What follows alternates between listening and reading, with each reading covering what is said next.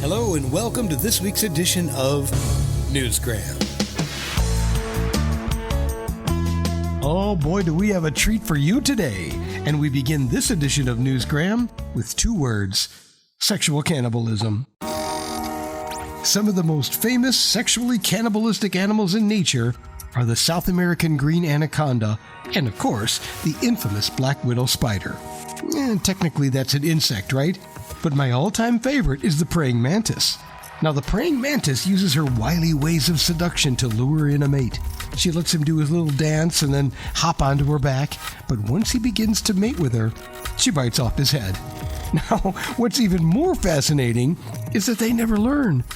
Well, they have the brain of an insect. What do you expect? I've met some women in the past who have been praying mantises. They've not been always straightforward with me. They haven't killed anyone, but, it's made me wonder how far would they go. Are there women out there that thrive on being dominated and controlled by men?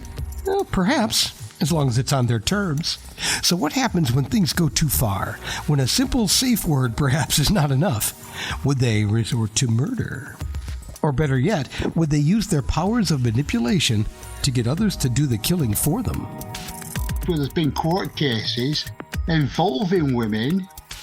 They've not killed anyone, but someone acting for them has.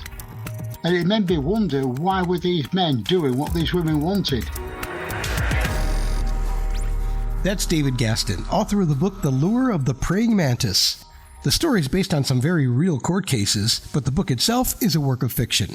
It's about Anne Marie de Winter, our femme fatale, and what she did to her victim Benny Gordon. The cases he just referred to suggest that murder is definitely an option for the real-life praying mantis. In these court cases, what they wanted was someone killed. It was the men that got done for it, not the women. Armed with the legal knowledge and personality traits of these manipulative women, David set out to weave a tale of deceit and murder. Enter Anne Marie de Winter, and so begins the evolution of a praying mantis. She starts off as a schoolgirl, playing with boys, making them do things that they don't want to do. And gradually goes into the workplace. She starts playing with another man, and he just happens to be married to the boss's daughter. She wants a man killed simply because he's been acting like her uncle, and she was playing up to him, but he sort of rejected her, and she didn't like that.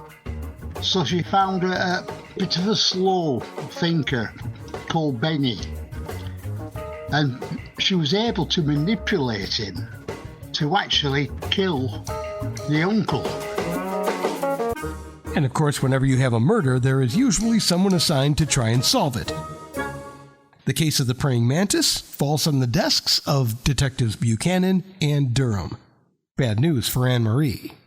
I created two good detectives that work well together, and they were able to crack the case. A bit of an oversimplification, but yes, they do eventually catch up with the praying mantis, which she stepped out of her normal behavior and chose to do her own killing. Let me read you the beginning of the book, because if you're anything like me, this will definitely draw you in. Men were her target, and her sexuality was her weapon. Anne Marie was attractive, although she could never be considered an entrant for a beauty contest. Her blonde hair was shoulder length and curly, her face was round with blue eyes, and she had an engaging smile. Anne Marie ate frugally, so that her ample charms remained deliciously ample, rather than overpoweringly ample. She knew what men liked, and so she dressed and behaved as though she would offer it all, but without giving away anything. Life is all about give and take. Well, men would give, and Anne Marie would take. Men found her sexually attractive, and Anne Marie knew it. This was the source of her power, and she used it mercilessly. She was in command, always in command.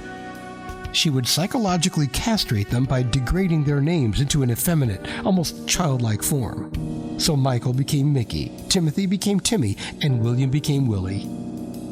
She dominated them like a mother figure, making them do things that they otherwise would not want to do. You know the type. The praying mantis can turn up anywhere. Which might not be such a bad thing after all, at least for the praying mantis. According to a study published in Proceedings of the Royal Society B, females who eat their male partners after sex produce more eggs than those who don't. By eating the male, it ensures that he's still able to provide for his offspring, even though he's dead. Just saying. But guys, if you don't want this to be your fate, David offers these words of warning as you head into your next relationship. Be on the watch. Try and find out what you can about them. If they actually are who they say they are. Because they might want you to do something for them, and you might not want to do it. So the bottom line here is don't lose your head over her. Sorry, I couldn't resist.